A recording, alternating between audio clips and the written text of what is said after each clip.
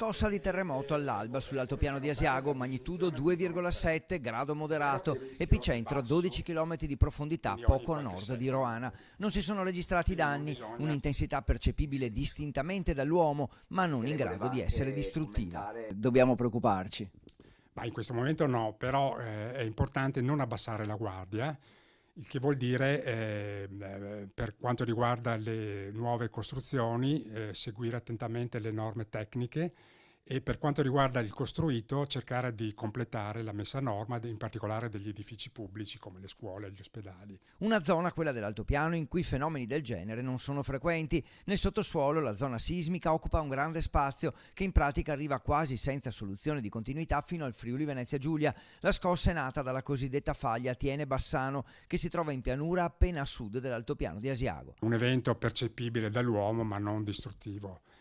Sono eventi normali che accadono in questa regione, quindi questi eventi sono abbastanza frequenti. Vediamo in questa cartina, vediamo gli ultimi 100 eventi accaduti in un raggio di 30 km dall'epicentro dell'evento di questa mattina.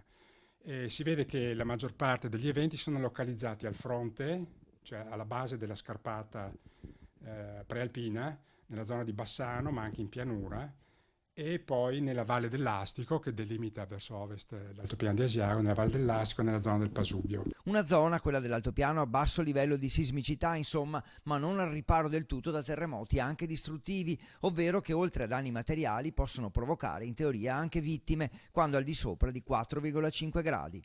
Quanto alle altre città del Veneto, scosse di questo tipo sono sentite in modo leggero via via che ci si allontana, in quanto la distanza attenua il fenomeno. Di certo non dobbiamo attenderci altre scosse in Veneto lontano dalla zona dell'epicentro. A Padova, ad esempio, non ci dovrebbero essere ripercussioni o fenomeni analoghi nelle prossime ore. Nessun collegamento con Padova in questo caso? No, in questo caso no. Eventualmente questi eventi che ricadono a qualche decina di chilometri di lontananza si possono risentire, in particolare nelle costruzioni ai piani elevati.